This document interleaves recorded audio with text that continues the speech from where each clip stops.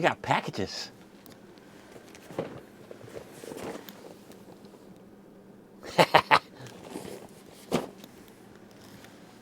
Of course, you already know what's inside.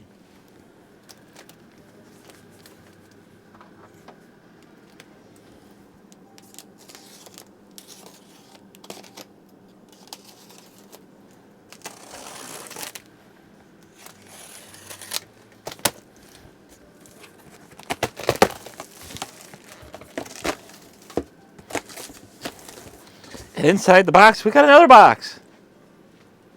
That's fantastic.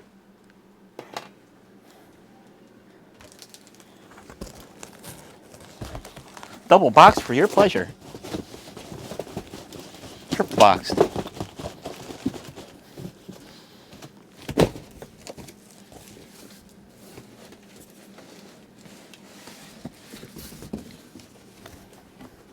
So I got 3 the same, so we'll just open one.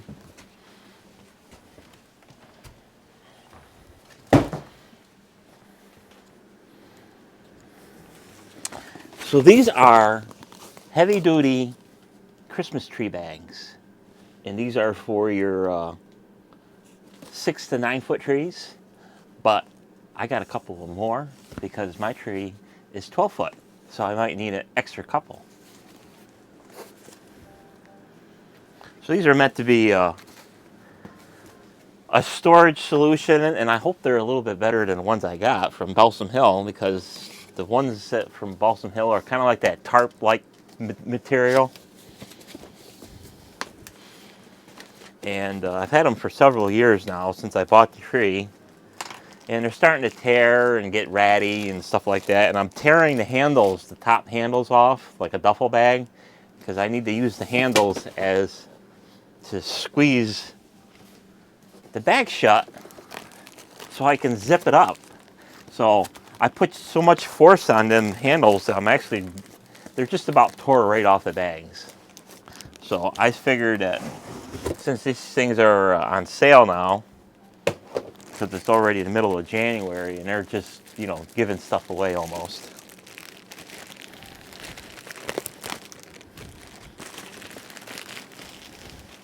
So these are rollered. Not that it matters to me. Heavy-duty rolling tree bag. Large. Holds trees up to 9 feet, and it's got a 5-year warranty. Wow. That means if I rip the zippers or tear the handles off of it, I can get another one. That's fantastic. And this is a red sleigh. So red sleigh is commercial equipment. And believe it or not, I was actually entertaining a red sleigh Christmas tree for the outside. So this is highly durable. It's got 600D Oxford weave fabric, waterproof, synthetic polyester, frame-mounted wheels, heavy-duty handles, commercial machine stitching, insert window for labeling, and then, of course, the 5-year warranty. And then we'll save one of these for the warranty. So that's awesome. So I was entertaining a red sleigh, and it was going to be... My original goal or idea was to get a 15-footer.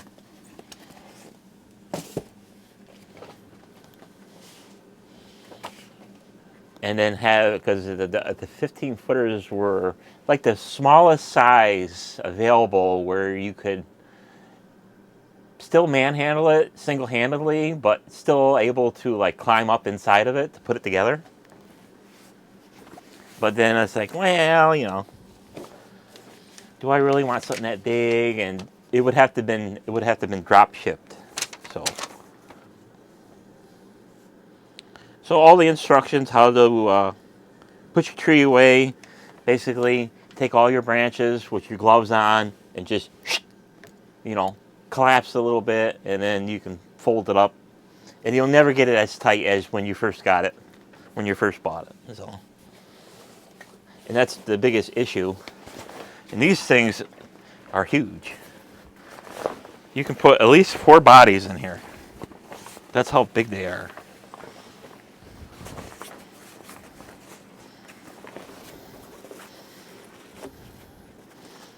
Lots and lots of straps. Wow. And it's not even fully unzipped yet. Nice square bottom. That is awesome. Especially use this side to put all your poles against. Look at the size of this thing.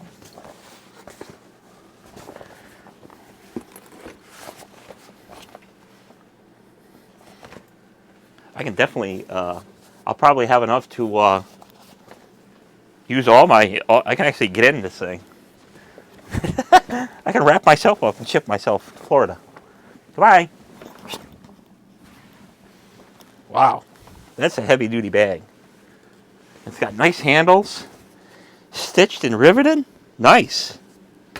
Of course, it's got the wheels on it, but I don't really care about that.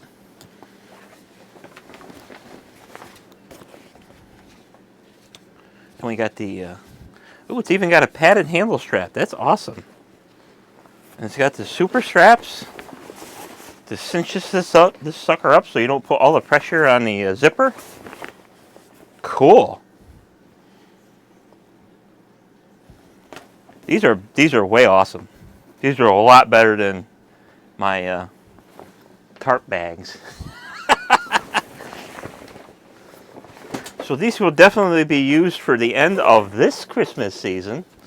So I'll be making a video for this on January of 2024. Nice. These are nice bags. What's on the inside? Even more webbing. For really, wow. You can really cinch up a tree. Holy, wow. These are awesome. I like these. Wish I got these earlier. Sweet.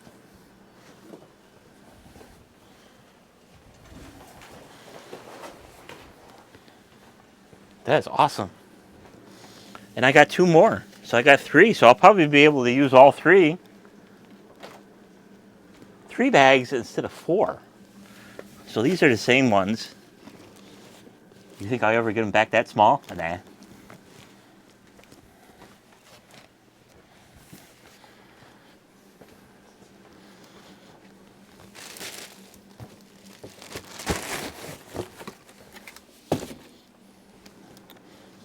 Then we got the little box.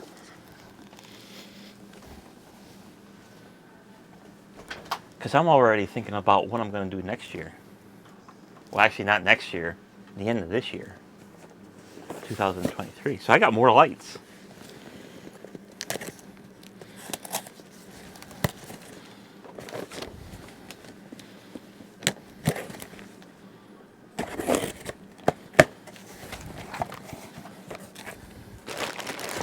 So I got a C7 stringer.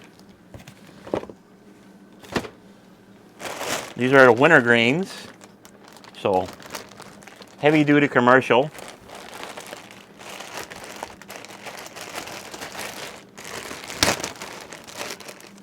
And I got a stringer of 50 because I'm going to wrap the lower part of my flagpole with red and white C7s because that seems to be the new seems to be like a norm now where people are doing red and white, like 2 reds, 2 whites, 2 reds, 2 whites, and they're stringing them along, you know, your roof lines or blah blah blah, or marrying them together with icicle lights. So that's a really nice effect. So here in the city wrapped up the light poles with red and white, and it actually looked quite awesome. I says, you know what? I'm going to do that for the lower part of my flagpole because I got one of them telescoping poles, so you can go up as high as your lowest flag without having to interfere with the operation of the flag. And of course, keep that warranty card for them bags in case I decide to tear them. Yeah, this is what they're doing, like the top picture here.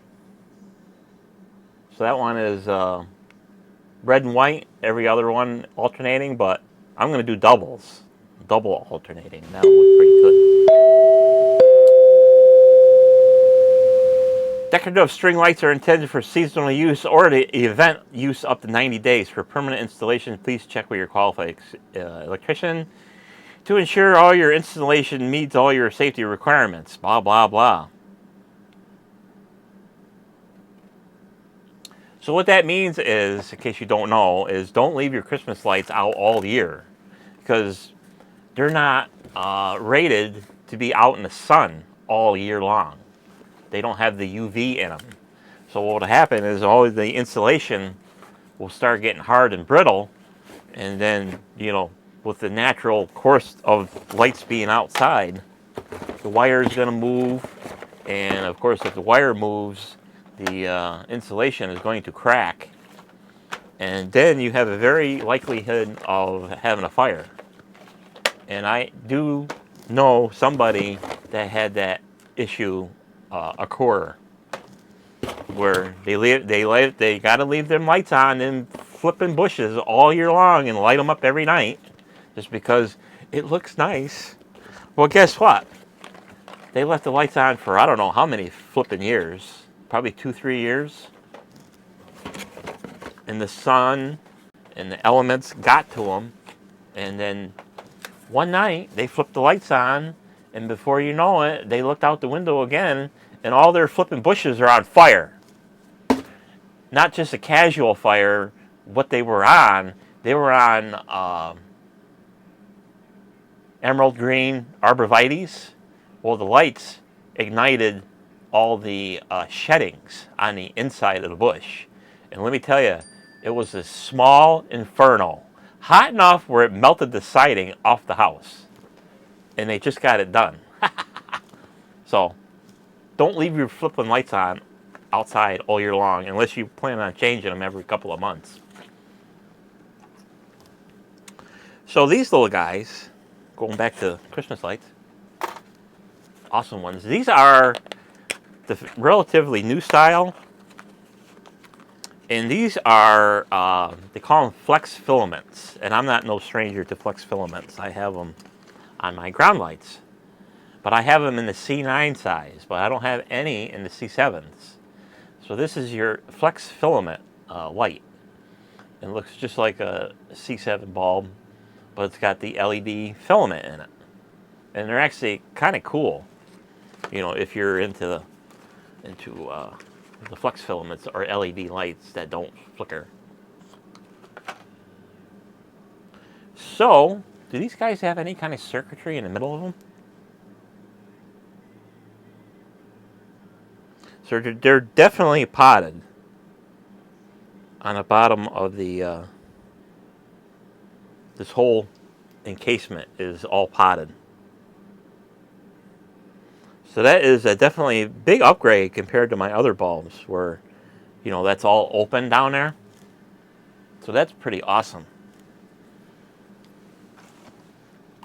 So the only other thing that I don't have is when I put all these things together, I always put a little dab of dielectric grease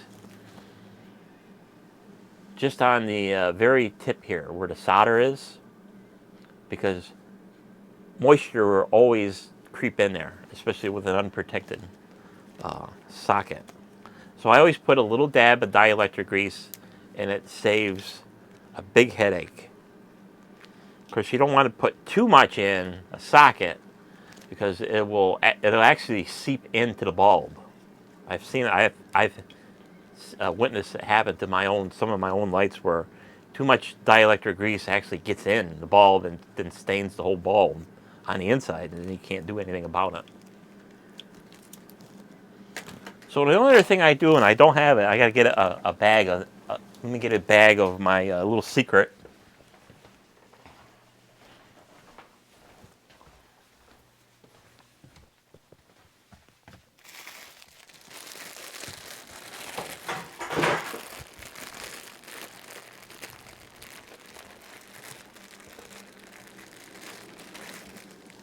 So this is my little bag of longevity to make Christmas lights last just about forever. And I don't have them in white, unfortunately. So I got to order some. So I thought I had them in white because I do have a white stringer. But I never bought the washers, so I got to buy some. And I had a video of this earlier, way early in the channel, of putting these things together. So these little guys are socket washers, and these protect your lights from the water from getting on the outside of the bulb going into the socket. Because I've witnessed myself of water actually getting into these, and you can actually hear them arcing inside. So that's not a good sign. And that's just the way these things are constructed, and that's just the way these are. So this is a pretty fairly tight knit spacing on these bulbs, and that's what I was intending to have. So these guys are about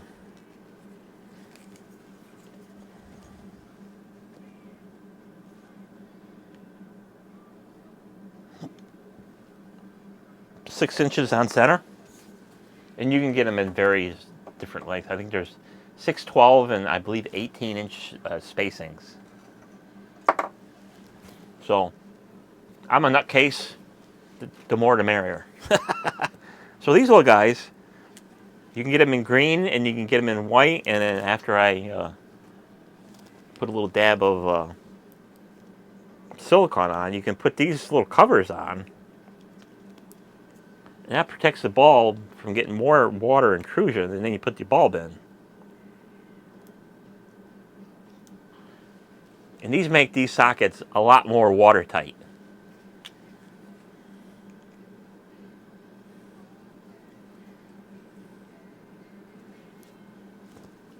Because when I buy this stuff, of course, you know, all this stuff is commercial grade, so you're going to pay a little bit more. But you know what? You take the extra steps, these things will last forever. I mean, I got stuff that's well over 10 years old, and it's still working.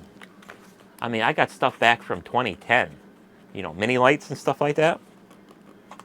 They're perfect.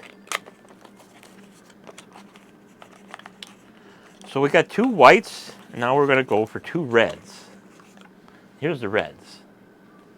It's actually a very nice red. Almost matches my shirt. It disappears.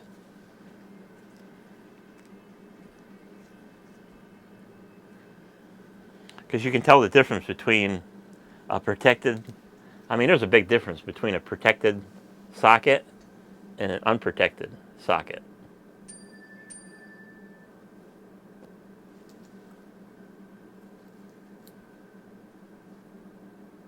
So, yeah, it's an extra couple of bucks that you got to spend, but you'll have them for a long time.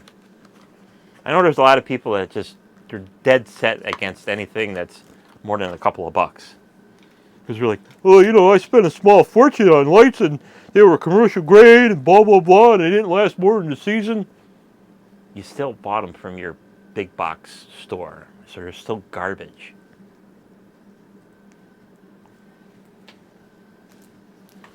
So this is my pattern that I'm going to be using, so we'll plug these in. That's nice. So we got reds and whites. Of course, then when you alternate them, it's actually a very nice color on them reds. So I have no idea if the color is on the outside of the bulb or on the inside. We'll do a little scratch test to see if the color is on the outside or inside. Or maybe the whole thing is plastic. Yeah.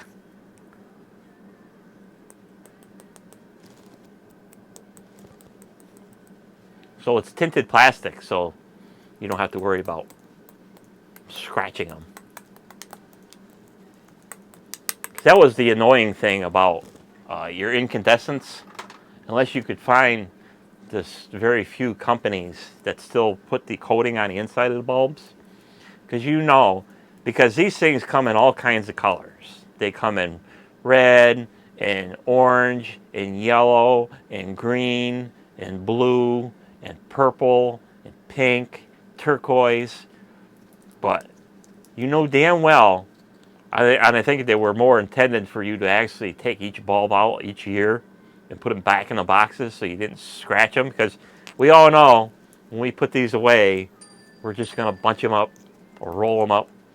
And just the nature of you handling them, bumping into each other, the paint or the coating would scratch right off, and then you get the color, and then you get this clear spot. And it's like, man, that was annoying. But you get the old school bulbs where the coating was inside, it didn't matter how much you rough handled them. I mean, you would rough handle them so much that, you know, prior to breaking the bulb. So what's nice about these is this particular string is actually not made in China. It's made in the Philippines. So Filipino people are awesome. They're hardworking and they're awesome to be around. So I guess we'll end this video here. We've dragged on Christmas long enough. So thanks for watching, and we'll see you on the next video. Bye-bye.